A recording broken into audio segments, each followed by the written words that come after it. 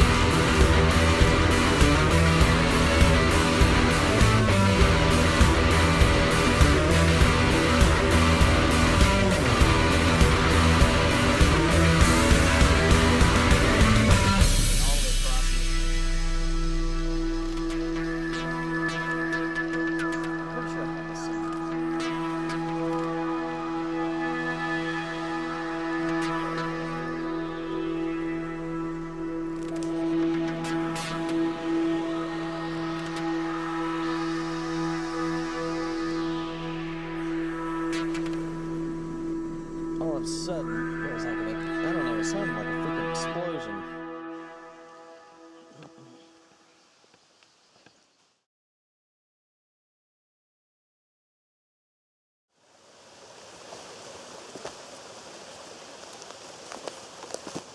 As I'm walking around here, I could definitely see lots of dry firewood that I can use.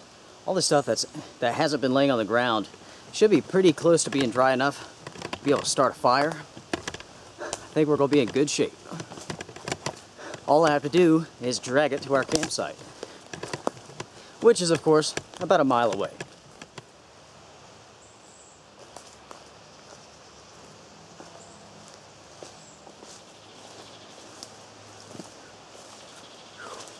Hey there, guys. Luke here with the Outdoor Gear Review. It's Sunday and it's time to go camping, my friends. I'm pretty excited about this. I'm ready to get out of the house and ready to have some fun. It's a beautiful day. The rains have stopped. They ended this morning. So we've had about 8 hours of just dry, nice sunny weather.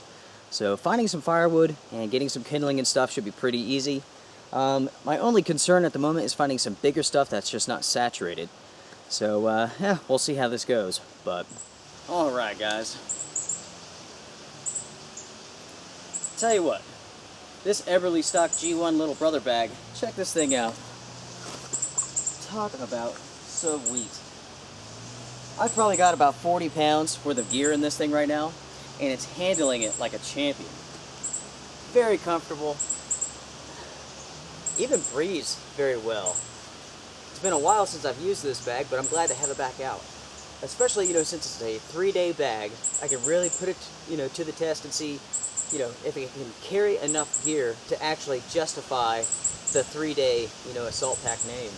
A lot of these assault packs truly are overnight bags at the most.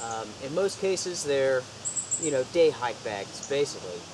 But, for the sake of this G1, it really is a 3-day assault pack. If you guys checked out my video for the loadout for this video, or for this trip, I have a ton of gear in here. I probably won't show it all off in this video. You guys can go check that out. It's I think it's called the End of July Camp Loadout, something like that. But and I go over all the gear, every piece that I have with me today. I guess the first thing I'll do here is disconnect the hydration system from the pack itself. No need to keep it on there. I'll move the camera around so you guys can see it.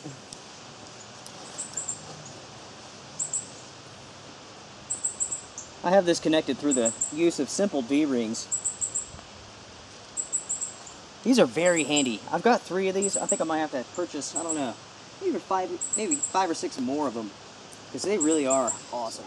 Here's the FILBE hydration carrier with the Camelback bladder in it. It is 100 ounces or 3 liters, insulated, all that good stuff. Whew. You know, it's not too hot today. Not really. It's probably about 75 right now, but definitely hiking through the woods, coming out here, I've worked up a pretty good sweat. You know, one thing I need to do is put a nail in one of these trees. That way, I can just hang this, you know, right from the tree itself. That would work out pretty well. Alright. Before I set up the tent, there was actually a fallen tree that I saw up here that looks like it was pretty dry. I'm going to grab it and bring it back here, and that way, after I put the tent up, I have some firewood to start processing, so we should be in pretty good shape. But, I'll be back in a little bit.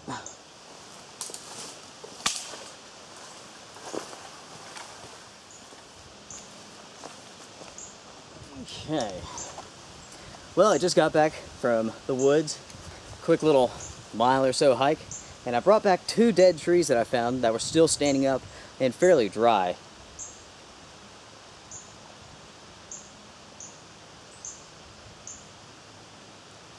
I think I'm gonna go ahead, set up the tent, and then come back and process that here in just a little bit. But pretty good start to our trip so far. It's definitely kind of warm with me moving around doing so much activity, but already, I mean, compared to our last camping trip, it is a whole lot cooler. It's really nice. All right. First thing that we need here is our Tyvek for our ground fly. And of course, here's our Snugpack ionosphere tent. And really, instead of a tent, this is really more of a bivvy of sorts. But, you know, in a pinch, you could use this for 2 people, but you guys better be really close.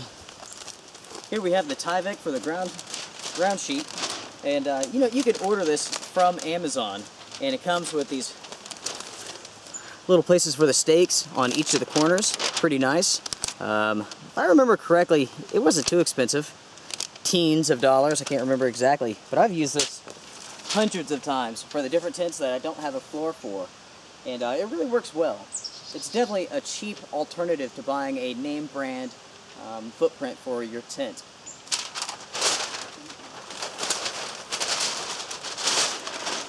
Now, you're definitely saving some money by buying a piece of Tyvek, but the trade-off is, as you can tell, it sounds like a bag of chips.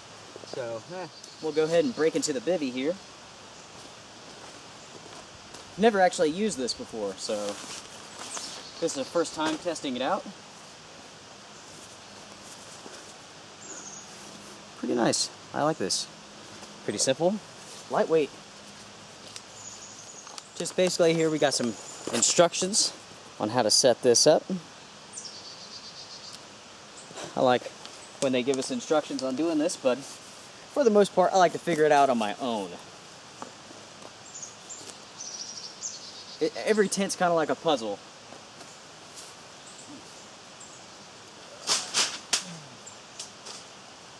Poles here, stakes here, rainfly right here. Let's see here.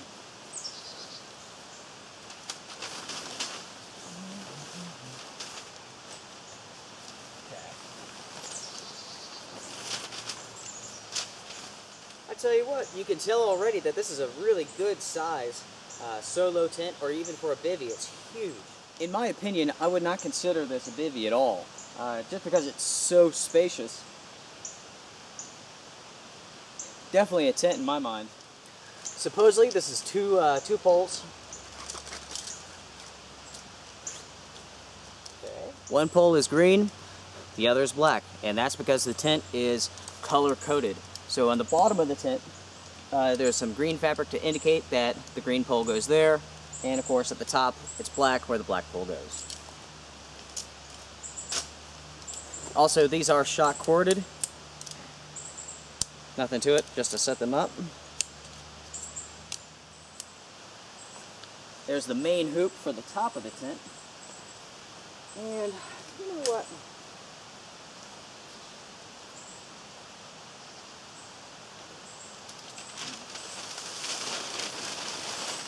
We're gonna mix this up tonight.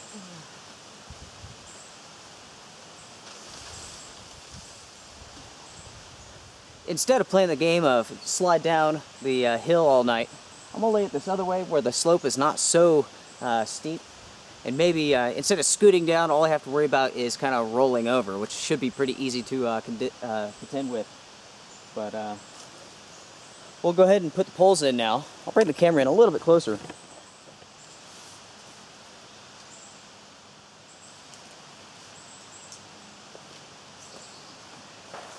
This tent is not freestanding, by the way, as you can probably tell.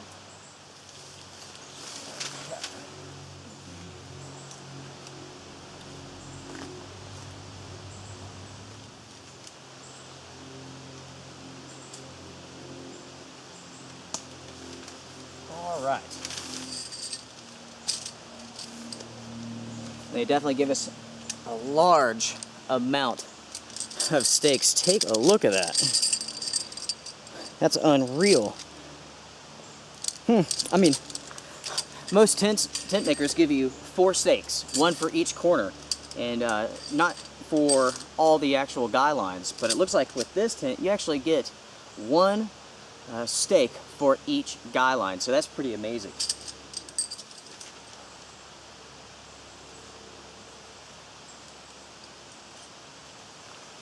To start off with, I don't need to worry about it being too tight or too perfect.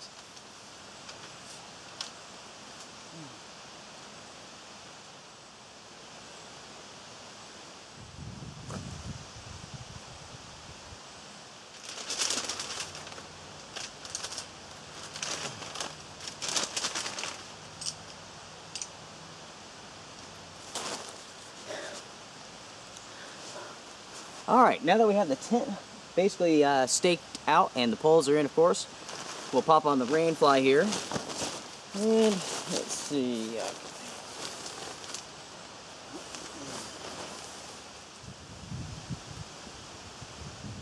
Okay, guy lines coming off the roof and also at the end of the tent.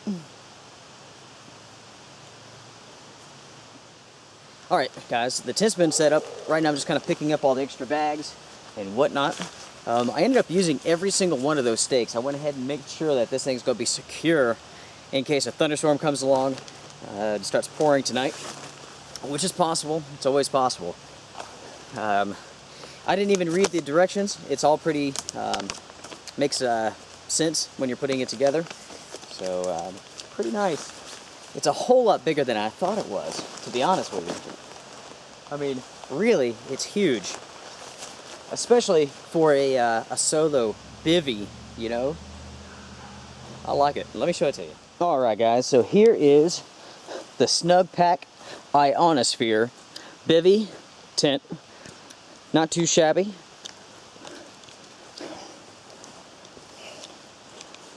Pretty darn big, really.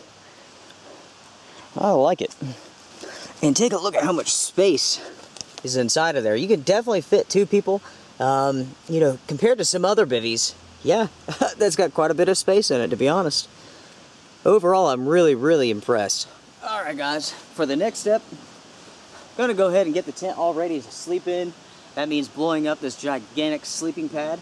This is a United States military issue, and it offers 5 inches of thickness.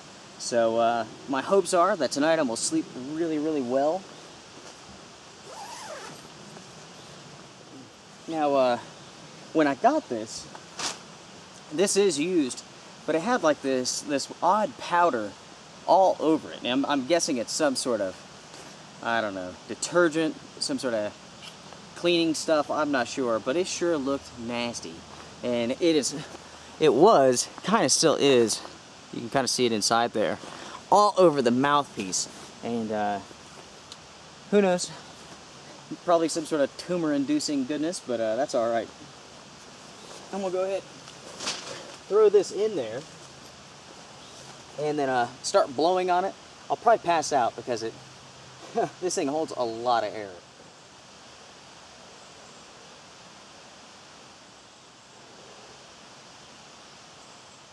Already, I'm really impressed with the quality of this Snugpack tent here. I like it. It looks good. It looks like the quality is really good. This is one of my first products from Snugpack, and I have to say, thumbs up, guys. You know, for the money, I've got essentially the same thing from other manufacturers such as Eureka with their solitaire tent, and I like this a whole lot better. Alright, we finally got the pad blown up. I only passed out maybe twice there. Just kidding, but pretty close. It looks great. Check this out. Okay, we're looking in the tent here now. Here's the whoopee. And here is that sleeping pad. Check out the nozzle on this pad.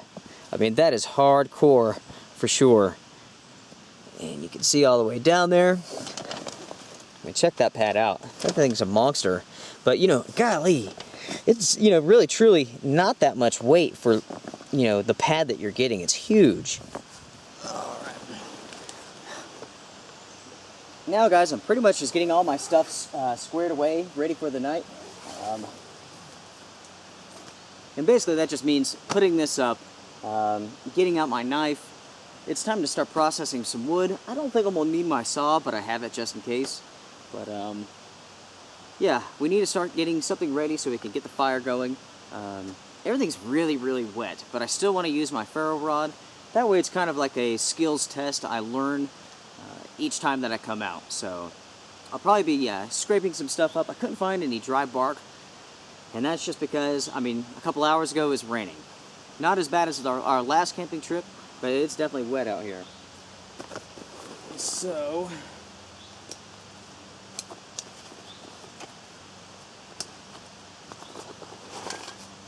here's our knife. Perfect. There's enough space inside this tent here that you can have your pack, even your shoes at the front of the tent, and plenty of room still to sleep. I think more than likely, as I usually do, I'll use my backpack as my pillow tonight, so that'll be pretty good. And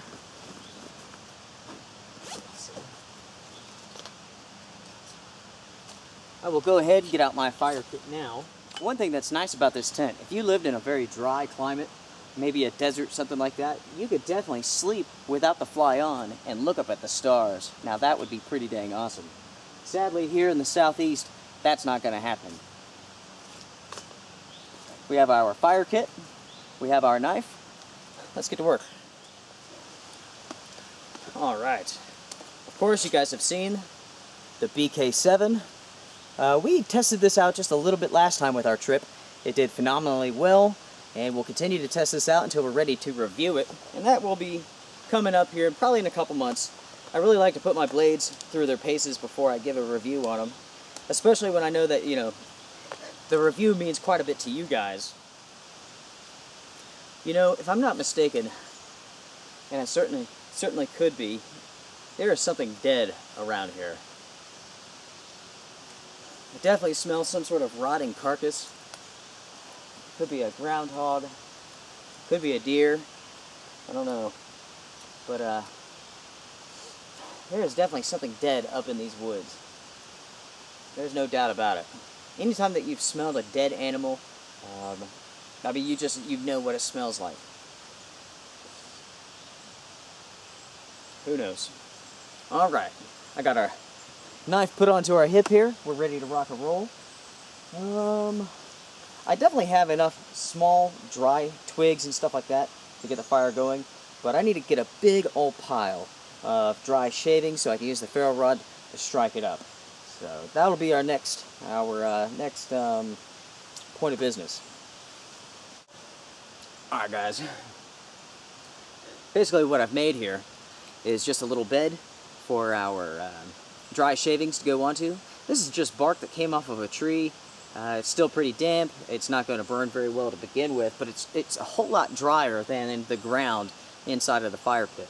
So I'm going to put all of my shavings, dry shavings, on top of this, and that way I can use my ferro rod, strike it, get those shavings going, and I can move the entire bundle down to the inside of our fire pit, and I'll have all of my dry twigs and stuff ready to go from there to build upon it, so on and so forth. Pretty simple stuff. So now that we have this, we need to start getting our shavings together.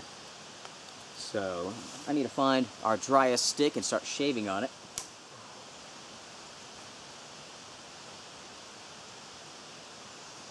This is pretty dang dry.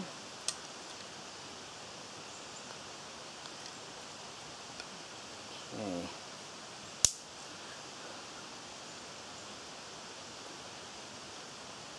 A smaller knife might work a little bit better for a job like this, but we're going to do the best we can with what we got.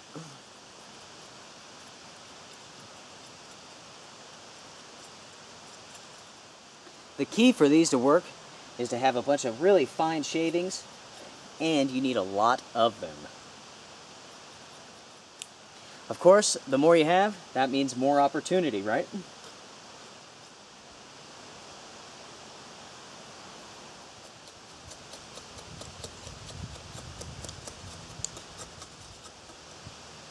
Making a fire like this takes time and a lot of patience.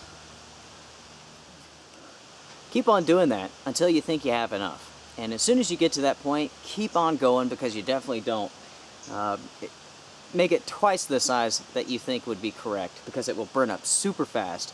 You need to have as much opportunity to transfer the flame from those shavings to an actual stick. So keep on going.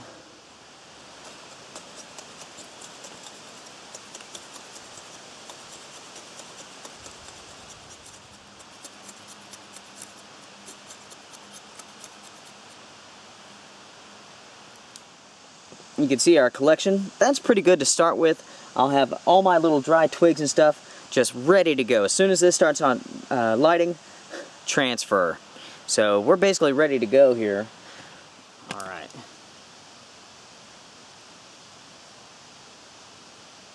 All this tiny stuff will burn really, really well and really quickly. One thing I could do, you can see how small that is, but to ensure that it lights up, I could take my knife and actually split this. And that will allow it to catch so much easier than trying to burn a perfectly round stick. If you can add a jagged edge to the wood, the flame will take onto that a whole lot easier. Here you go, you can see what I'm doing. Hopefully. Just splitting this up.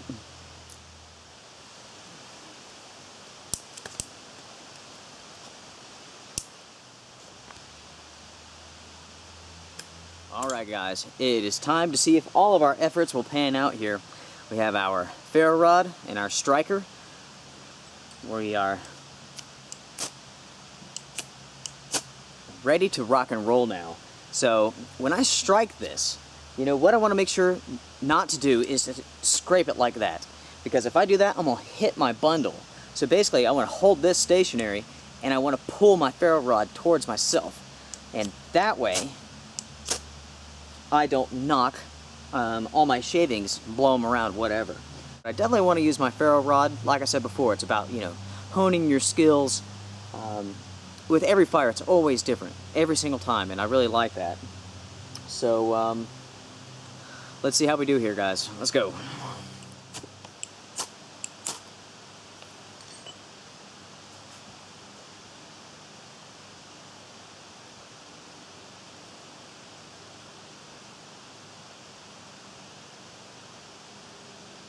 It's burning slightly.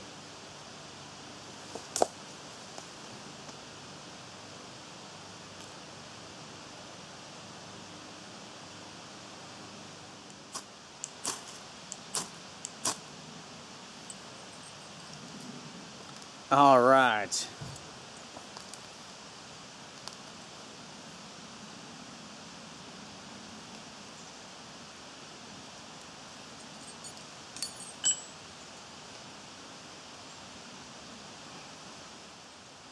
Oh well, it went out. See, that goes to show you, just because you plan on it doesn't mean that it's going to work out. That took off pretty good, and it just burned up everything that I had scraped up and then went out. And really, that's just because everything's so damp.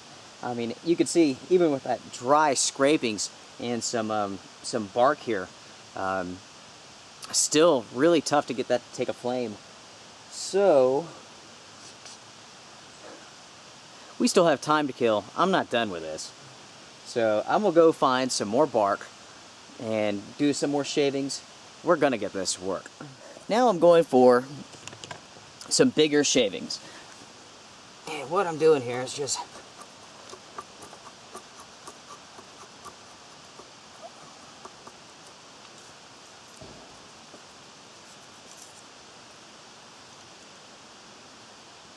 get some thick ones, get some thin ones. That's pretty dry.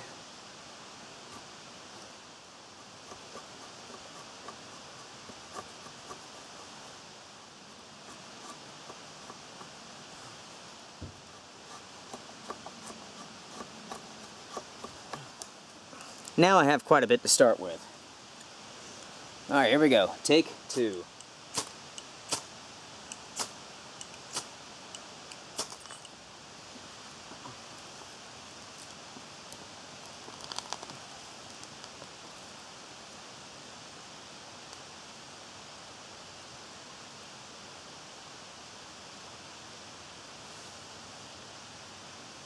Okay.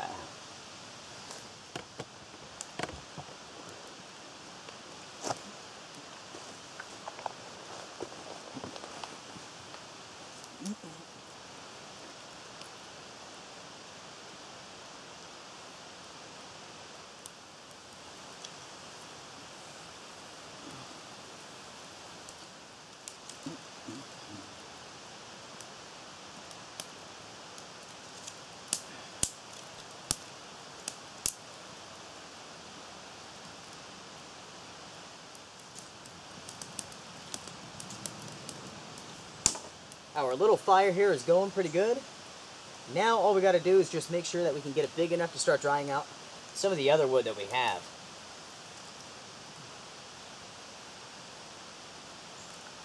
That will definitely be the hard part.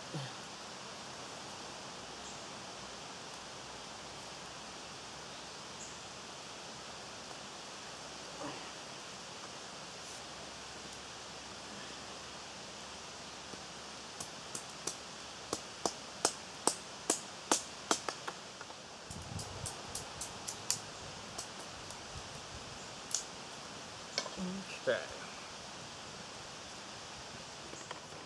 Alright guys, I'm going to keep on working on this fire here until it's sustainable. And then it's time to do some dinner because I'm starving. Already it's starting to get pretty late. We have another hour maybe of light left. So our priority is definitely to get this fire rocking and rolling, especially if we're going to cook on it. Alright guys, our fire is doing pretty good. We have some bigger logs that are starting to dry out now. And basically what I'm going to do is, it's time to start busting this stuff up. That should be able to provide me with enough dry firewood for the rest of the night and enough heat to cook on. So basically what I'm going to do is, this tree here in the corner, I'm going to just shove that in there and break them. Instead of using my saw, I'll save some calories for later. So that's the plan.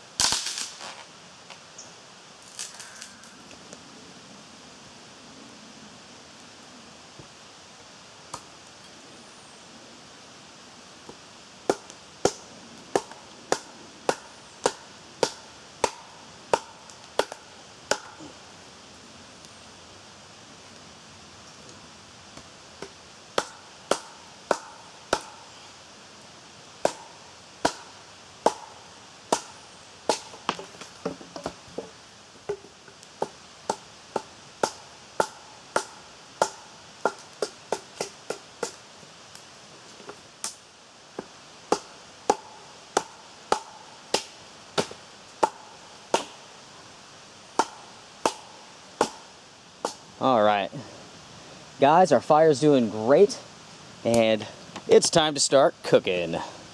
It is definitely that time now. Yo.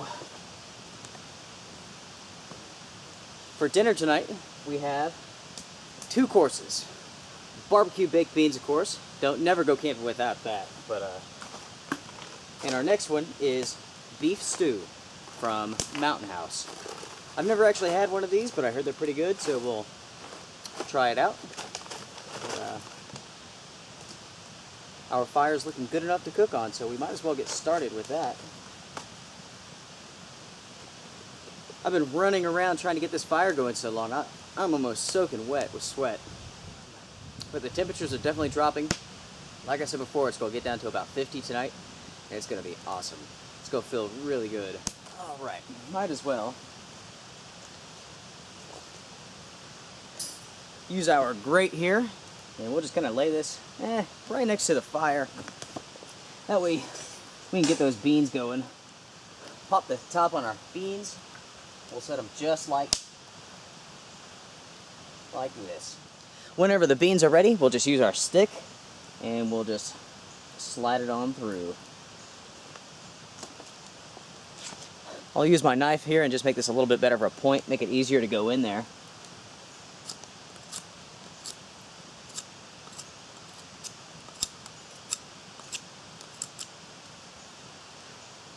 Perfect. Maybe tomorrow, once I get up in the morning, I might have to scavenge around and see where that smell is coming from. There's a dead animal around here. There's no doubt about it. Easily, it could be 50 yards away from here. The smell isn't a constant, but I'm getting strong whiffs of it, especially with this breeze here. I am definitely excited to eat. I'm absolutely starving. As soon as the beans are done, we'll put our water on to boil, and we'll get this beef stew going. Sounds pretty good.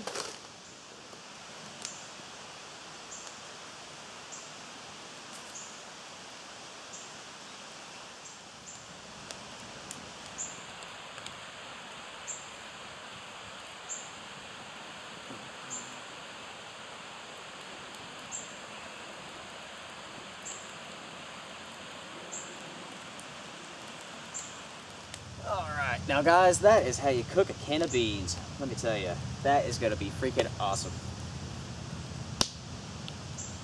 When you guys go out, what is your favorite thing to eat? Is there one thing that you like to take just about every single time, or do you guys like variety?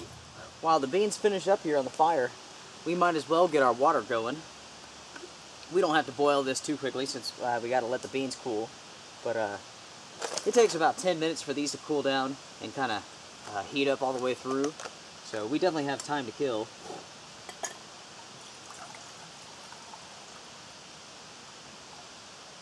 I don't know how much water that is. Well, that looks like 2 cups of water to me. We might as well put that on the fire. It looks like our beans are done, so we better get that real quick. Okay.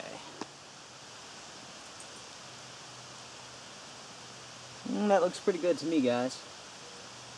I could cover this up if I was worried about ashes and stuff like that going in it, but honestly, I really don't care. A little bit of ash is actually pretty good for you. So, right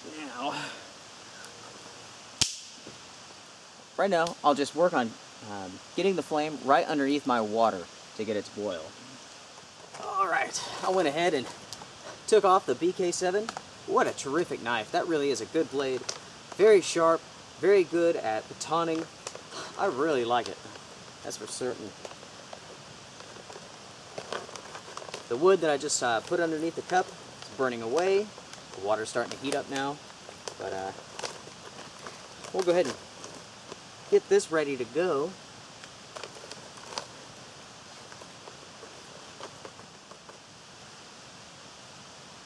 Definitely pretty hot, but let's see.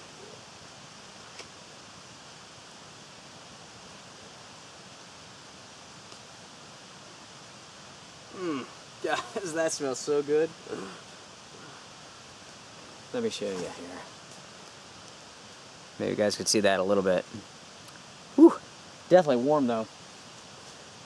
but not as hot as the last time we were up here. I don't know if the camera picks it up, but there's a big owl off here into the woods. He's just hooting at us. It's pretty awesome.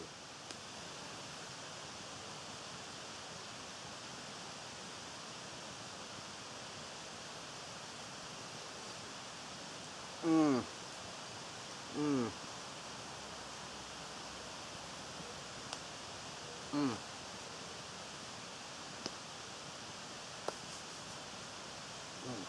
Guys, that is so good. That never gets old, ever. I love it. Mmm. Mmm. You know, a couple days ago, somebody sent me a message asking if I would tell a story just from an experience in life, kind of. Not so much even a camping or backpacking story. And so I thought about that for a while, and yeah, you know, in my life I've seen some pretty cool things, I've done some pretty cool things, and I'll tell you a little bit about it. I'll tell you about this time that I drove from Portland, Oregon, all the way here to Western North Carolina. It was a 3,000-mile trip. I did it in about 3-4 days. I can't remember exactly now, but it was intense. It was really bizarre. It was really cool at the same time.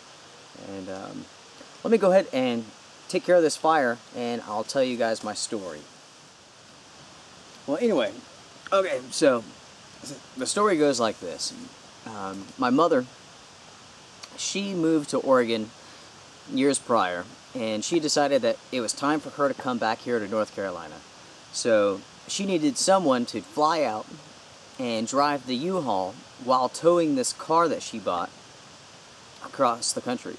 So of course I decided, you know what, I don't know how many opportunities I'm going to get to literally drive across the United States. So I jumped on it, and you know what, it was amazing seeing like all the different aspects of America, you know, the ones that I did anyway, was unreal. The differences between each state and each section of the country is just amazing. But first off, we get this Penske truck, and it seems like it handles okay, you know, well, when we get it, and it's a newer model. And so we take it, we load it up with all her junk, and we attach the car to the trailer and hook it up to the truck, and we head out. And first off, I immediately noticed that this truck was not as great as I thought it was. And while it was pulling that car, it constantly wanted to pull to one side or the other. There was no median, so I had to drive like this, basically, all the way across the United States, stressed out of my damn mind, trying to keep this truck from like driving off these cliffs and you know, all these states. And so, and you know, up until I took that trip, I used to love going on like rides, roller coasters and stuff. And but you drive a truck on top of these mountains that are 12,000 feet, you're going over these passes and stuff, and you're looking at like the valley floor miles and miles away, but it's so far down below you. It's crazy. If you've never been to the high altitudes, to the mountains, to me it made me feel ill, actually. So now I hate rides. I don't even like doing swing sets and stuff like that. But especially when you're holding that truck like this, trying to keep it on the, you know, on the road. And of course, like the worst part was when you were entering these major cities, you know, and it'd be like 8 lanes of traffic, which of course, you know, I'm from a little town. I don't know what 8 lanes of traffic is like, but and I'm certainly not used to it. And so it's like we went through like St. Louis. You know, here's this big ass Penske truck pulling a car, and we don't know what any of these, you know, little certain lanes are for like going a certain speed and doing all sorts of stuff. And of course, my mom's like, "Oh, take that one, take that one," and we hop onto like the expressway or something. But it's like you have to drive a whole lot faster in that lane, and it basically separated from the rest of the highway. And of course, here we are in this Penske truck, and that thing is like, you know, about to explode as I'm trying to keep up with the speed of the other cars because everyone's honking. I'm stressed out of my mind, and you know, and at the same time, I'm trying not to kill us all by plowing this thing into the side of this tunnel or whatever. It was incredibly stressful. And so to top it off, as we're driving across the country, you know, we decide that we're saving money because it's costing a ton of money in gas, and we're just going to throw a couple mattresses in the back of the U-Haul, and we'll sleep on those at rest areas. So, you know, of course, at rest areas at nighttime, they're packed full of truckers, 18-wheelers and stuff like that. And I can't begin to tell you how many times it'd be like 2 o'clock in the morning, pull into a rest area, and there's not a single place to park because they're all taken by the trucks. So you would have to keep on going, basically just drive through. And of course it'd be like, next rest area, 100 miles. So drive another 100 miles in that Penske truck like this at nighttime. Be super stressed out. And it was something else, definitely. But yeah, sleeping in the back of the Penske truck at rest areas. Talk about ballsy. It still was pretty fun. A couple days later, after we're, you know, getting started on our trip, we're about halfway across the country. I can't remember the state exactly. Outside of Kentucky somewhere. I don't remember. But anyway, we stop at a rest area. It's probably about 9 o'clock. I've been driving just straight. Wake up and drive. And rest a little bit and drive, you know. And so we decided to stop early and just get some rest. So I go into the rest area, brush up, hop in the back of that truck, and it's starting to rain a little bit. You hear thunder in the distance. And end up, like, my mom had a little dog, and she still has that little dog. But the dog is like wigging out. The dog wants to play. It's not ready to go to sleep. So we decided, you know what, we're just going to, you know, take off. We'll do a couple 100 miles more, and we'll stop later for some rest. Now, that night, once we departed, the area was hit by a major tornado. So I tell you what, if it wasn't for that dog acting bizarre and crazy, flipping out, we thought she was just playing. You know, we could have been who knows what, you know. But yeah, I tell you what, it's pretty crazy. Especially, you know, we were right in that little town, you know, where that happened at. And now I can't even remember the name of the place. So that's kind of a shame, isn't it? I'll have to look it up. Overall, you know, it was a good trip. It took us 4 or 5 days, I guess. I really can't remember now, but I don't want to say it too few. But we pretty much just drove straight every single day, all night long. So stressed out, just holding that truck, you know. And when we finally got back here, and I dropped her off, and I was like, you know, got my wife to come get me. And like the next day or so, they had to take the rental truck back. And I get a phone call, and they were like, you know, this truck is a raging piece of crap. I can't imagine how you kept it on the road for 3,000 miles. Yeah, that's funny. It tickles me because the worst part, even worse than being on top of the mountains and stuff, and looking down driving that truck, was when you're in like a bigger city and you have like all these lanes of traffic, you know, and it's like you look in the mirror on this side and you have this big 18-wheeler coming at you, you know. And then you look on this mirror, and here's another 18-wheeler coming at you. So it's like you're in the middle, and here's like this tunnel of death with 18-wheelers flying by on each side, trying to hold that thing still. Oh my gosh. I'll definitely never forget it. It was fun. Maybe one day when my kids are grown, I'd love to go back out and just retrace the entire trip. Because it was definitely special. It was definitely special. But anyway, so that's my little story for tonight's camping trip. Now I'm going to eat my beans, watch this water come to a boil, and we'll talk it just a little bit after I enjoy some supper.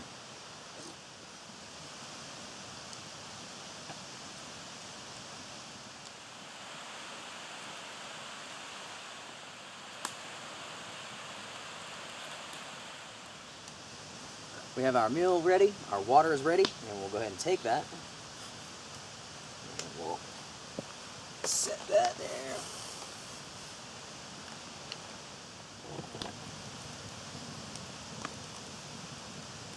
Alright guys, it's time to dig into our Mountain House meal. I was thinking about this. You know, I said I haven't had this before, but I take that back. I think I did on one of my creeper hikes. I'm pretty sure I had this somewhere. Wow. Whew. Looks freaking awesome. Take a look at that. Not too shabby. You know what impressed me the most about these meals is that they actually look like real food. And the ingredients, for the most part, you can actually pronounce, so that means something.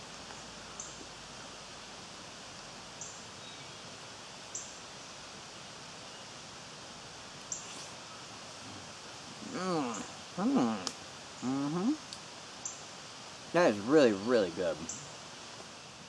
I have to admit, though, I'm already a little bit tired, to be honest. I thought about getting out some coffee, but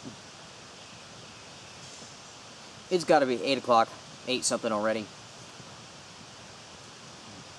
Since I do need to get up and get out of here pretty early, I'm going to bypass the coffee tonight.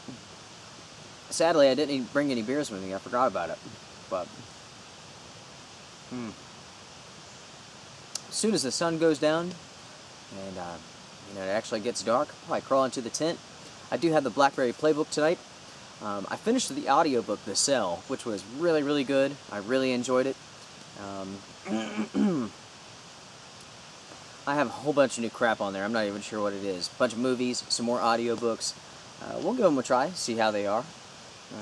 Just enough to kind of pass the time until we fall asleep. Be pretty nice. Right now, the fire's doing great.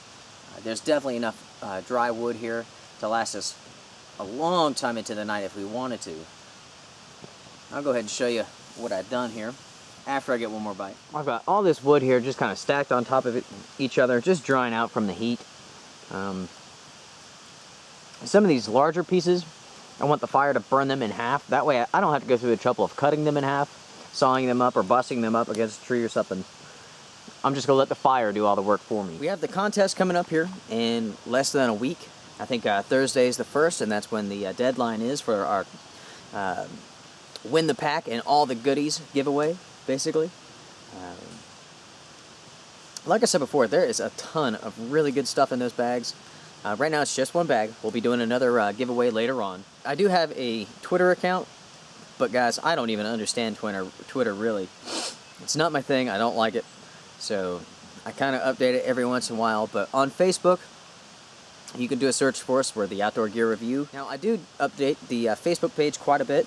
And anytime that you guys want to see like what I'm getting into, that's where you'll find it at. You know, if I'm going out for a bike ride, something like that at nighttime, I post it on there. If there's some sort of experience that I have before the video is posted, share it there too. Even show pictures of the gear that I'm getting ready or that I get in.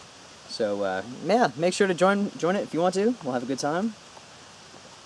But make sure to enter that contest because it's going to be a pretty good one. You know, right here in this little spot, it's not too breezy, really. I can see the tops of the trees are moving pretty good. We're kind of in a hollow right here with this apple orchard, and we're kind of protected from the wind, so that's pretty nice, actually. I don't know how high the winds are supposed to get tonight, but it's definitely kind of been a breezy day, a little bit cooler. Must have had a cold front come through, but it feels great. The last time I was up here, I was literally sweating my brains out, and it was miserable, especially sitting right next to this fire. It's rock and roll, and I'm sweating my brains out. But yeah, tonight it actually feels good. Definitely when the temperatures drop down to 50 degrees, it's going to feel great. I'm excited to test out that Whoopee blanket thing. I've never actually seen one until I was just happened to looking on eBay. I came across it and did a little bit of research, and everybody says they love them. So we'll see. If you guys have ever used one or have one, let me know what you think about it. That one does have the Marpat camo pattern on it, and I'm a big fan of the Marpat camo pattern myself.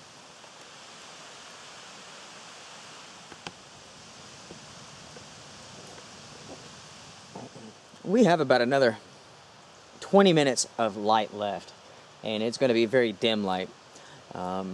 So we might as well take this opportunity, since we can see what we're doing, and we don't have to wear a headlamp.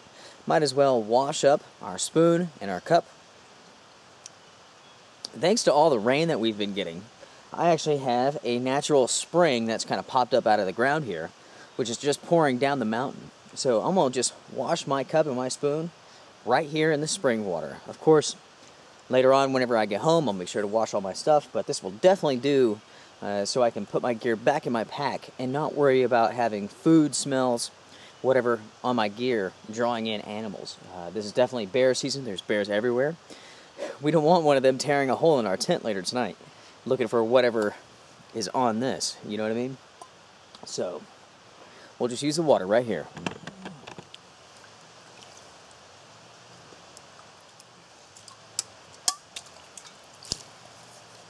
I'll use my washcloth here to dry everything off. Alright. Man, it sure feels good to be outside. Man, this is nice. Our next camping video will be a little bit different. We'll have a very small fire, and basically we're going to be doing a little bit of bushcrafting, and we're going to be doing something that's known as stealth camping. And basically, stealth camping is where you're camping and you don't want anybody to know it. So, now a lot of times people like say, well, stealth camp on the side of the road, say if they're a biker, and they're doing, you know, a long ride.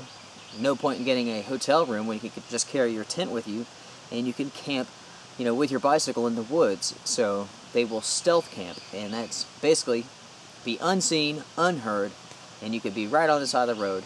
Now, it is illegal, of course. Now, you can imagine, most people are pretty cool with it. They don't really mind, but you do have to be careful. If you do it on the Blue Ridge Parkway, like we have here in the Western North Carolina, it is federal land, so you can get into federal trouble. Now, I'm not going to do it on the Parkway. I do have even my limits, but I'm going to go up into the woods from my house a couple of miles, and we're going to make sure to try our best to stay away from houses. You know, I don't want to definitely be in someone's backyard or nothing, but we're going to stick to the woods. We're going to do some stealth camping. We're going to have a very small fire, and basically we're going to be doing a trench fire, and I'll show you guys all about that stuff. I've been kind of thinking about this project for a while now, and now's a really good time, especially with how thick the forest is. We should be able to do it and have a pretty good time too. But we do have that coming up, which should be pretty fun. And of course, as every day goes by, we are getting closer and closer to fall, and then of course we have winter. And that means we have snow, and I personally cannot wait. I'm super excited. I can't wait for the first snowfall to come down. We'll definitely be camping out in it. I expect that to come sometime in October. So as soon as it gets dark, I'm going to pile every bit of the firewood in all at one time. We're going to have a massive fire, and then we'll pretty much call it quits for the night. I'm going to put up all my gear so I don't have to worry about fiddling with stuff in the dark. We'll be in pretty good shape for the rest of the evening. The breeze feels great. It is actually nice and cool. It's kind of shocking that it's July, the end of July, and it's going to be in the 50s tonight. So not too shabby.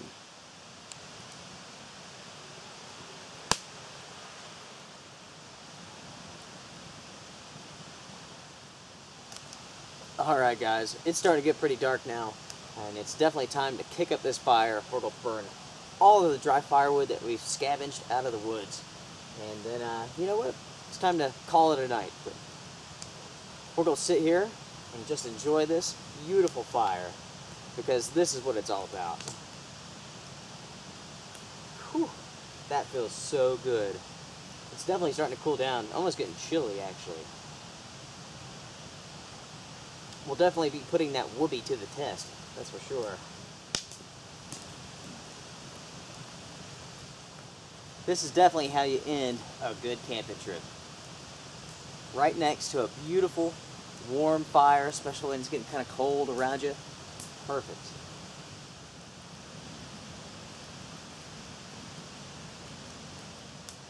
A little while ago, I mentioned that the next camping trip was going to be a stealth camping trip. And actually, I'm incorrect. That will be after another one.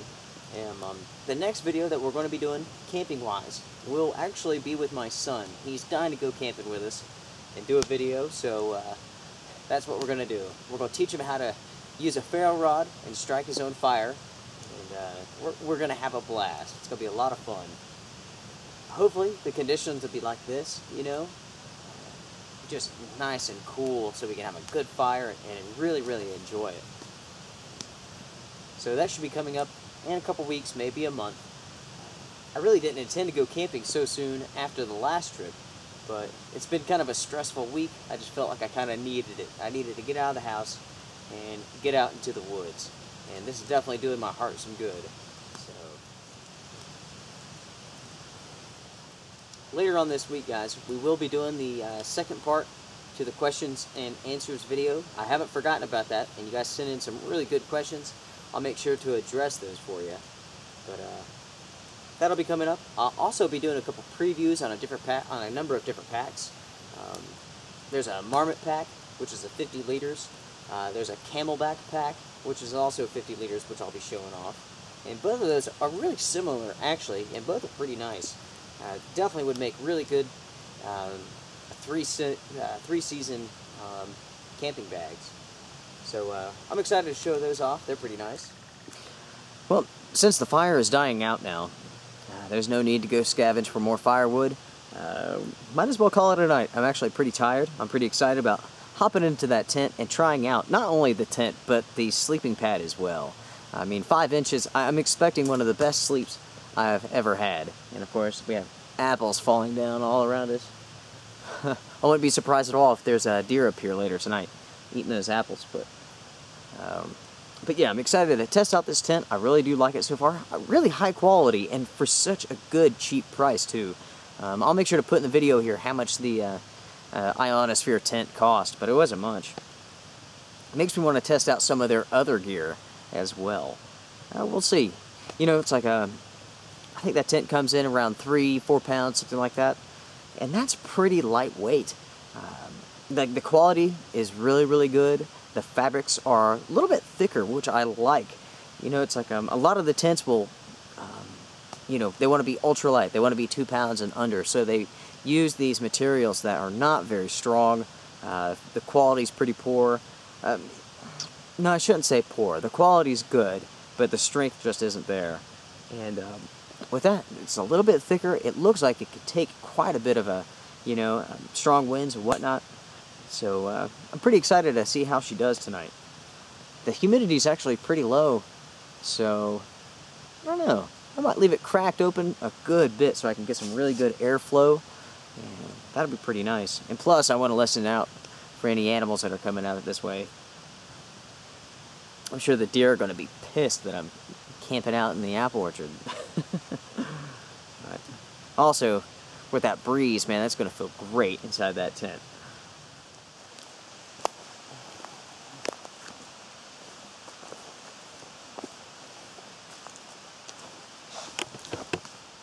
There's deer right over there. Maybe you guys heard that thing snorting at me. Sadly, I can't see it. But scared it and pissed it off. That's great. Right next to my tent, too. That's awesome. Hopefully you guys heard that. I might have to crank up the audio, but he snorted and took off running. That's badass. Alright, guys. We are now in our tomb, also known as the Snugpack Ionosphere. And you know what? It's pretty comfortable, I have to admit it. Plenty of space for one person. You know, it really is a one-person tent here. You guys can show you around a little bit. Plenty of room to move around. Not too bad. And this whoopee is nice and warm. Yep, so all in all, I'm pretty impressed. We'll see how well it holds up over the throughout the night. Same goes for the tent. There's a little breeze, but yeah, we're not too bad. Like I said before, we're pretty sheltered. But I guess I'm gonna call it a night, ladies and gentlemen. And who knows? Maybe we'll have some more deer snorting at us. It's pretty awesome. All right, guys. I guess I'm gonna turn in for the night. If anything exciting happens, I'll make sure to turn the camera on. But other than that, I'll just see you guys in the morning. Be well, guys.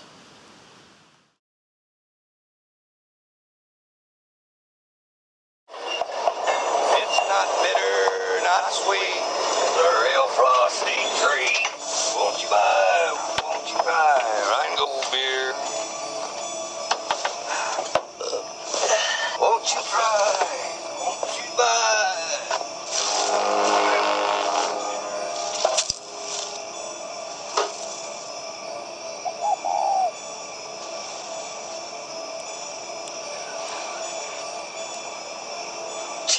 Arnie. What are you afraid of the boogeyman? God. Come on out there, Buster, and give me a hand. All right. What is it that you want, Arnie? I want some Rheingold. When do you want it, Arnie? As soon as I get the dirt out there.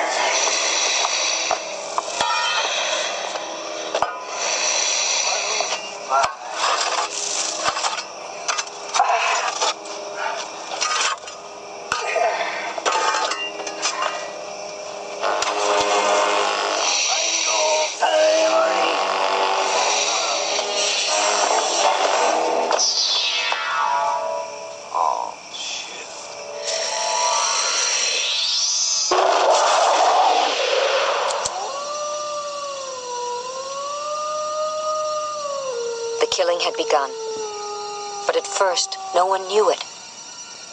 You see, Arnie Westrom was a chronic drunk, and what happened seemed like an accident. The county coroner concluded that Arnie had passed out on the tracks. There wasn't enough evidence to conclude anything else. Holy shit, guys. It's a little bit after 12 o'clock right now, and I've been sleeping, and all of a sudden, there's like I don't know, it sounded like a freaking explosion.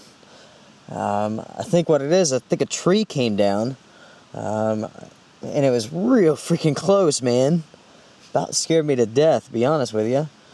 I'm a little bit out of it, to be honest. I took some melatonin, which is like a sleep aid, because usually I don't rest too well, so I was trying something out. But, gosh, that was intense. I don't have a clue what just happened, really. I guess I'm not going to get out. I don't hear anything else right now. And just the wind blowing a little bit. But,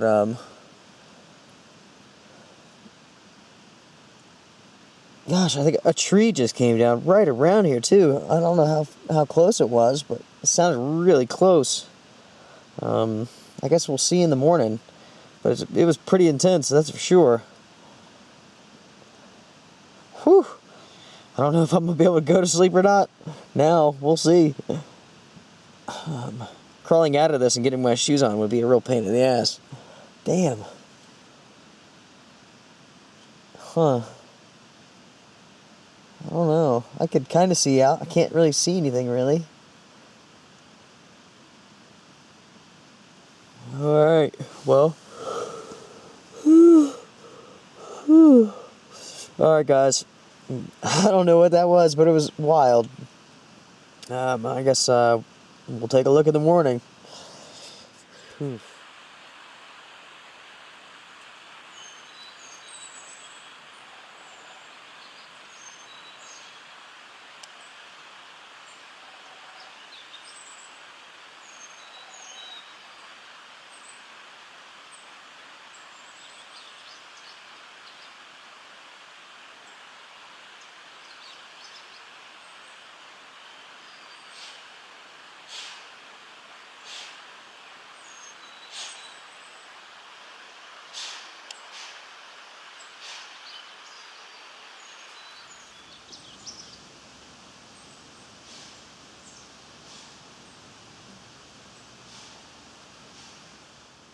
Good morning, guys.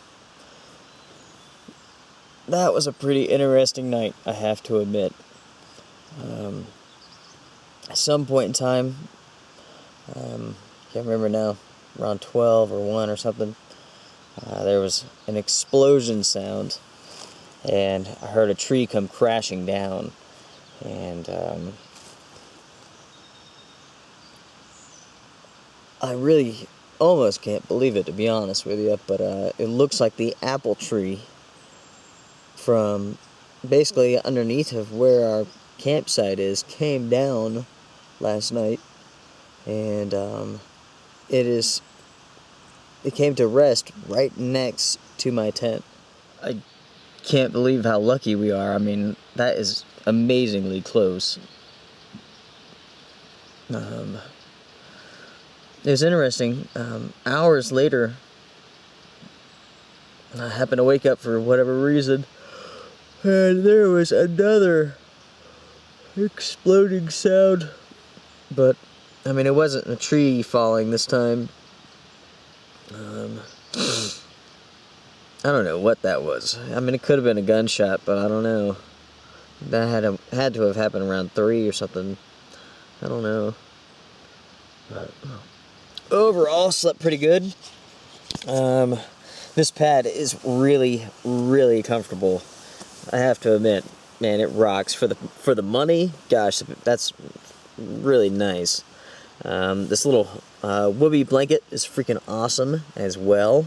Very, very comfortable, and it's done a good job of keeping me warm. It's definitely cold at the moment. It's got to be 50 degrees, definitely. But I'm just gonna sit here and chill a little bit longer. I might try to snooze a little bit, but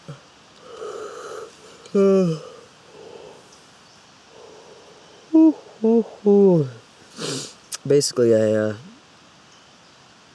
turned the camera on because I saw something walking up there in the woods, and as you saw, or you will see, I guess, it was a deer going to one of the other apple trees and eating apples. And I don't know if the camera picked it up, but she was snorting at us too, just like the deer that was standing next to our tent here when we came to turn in for the night. That is pretty awesome. I love nature. It's amazing. I have to say that I am a little bit saddened by my apple tree coming down. That was a place where I played when I was a kid, underneath this apple tree, and even my father before me, he would play there too when he was a kid. So we'll take a look at it, see what it looks like, see what happened exactly whenever we get up.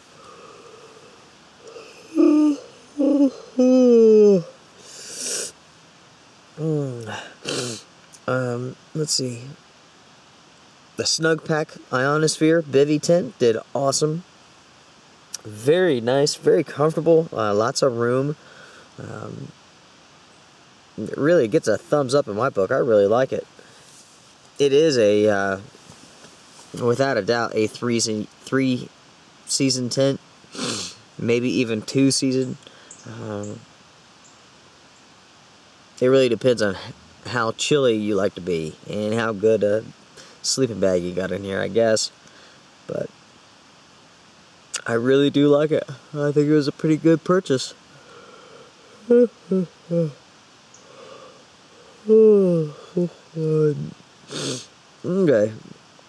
Well, I'm going to rest a little bit more, and then we'll get up, pack up all of our gear, and we'll go check out the apple tree. We'll see what happened. Who knows, maybe we'll have some more deer come visit. Well, it's about 8 o'clock now. I'm out of the tent, as you can see, and I'm basically taking a look at the apple tree that came down. And let me show you what we have here.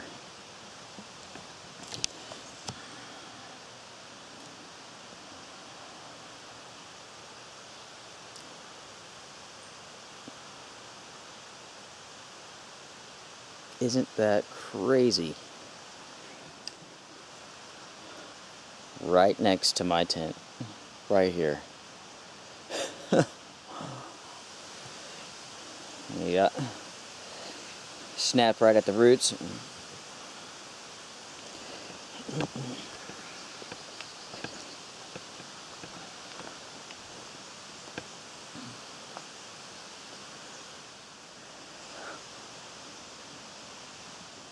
Alright guys, well, that pretty much wraps up our camping trip for the end of July. It was a lot of fun. Pretty exciting as well, you know, with the encounters with the deer this morning and last night. And of course with the apple tree coming down and about crushing us in our sleep. That's pretty dang wild. It goes to show that, you know, there's a risk no matter where you camp out. You know, unless you're out in a big open field, but then there's other risks involved. But, whew, what a good time. Just another story, my friends, just another story. I guess it's time to pack up my gear and head on out of these mountains, my friends. It's time for some coffee. You know what I mean? Guys, thank you for joining me. You all take care.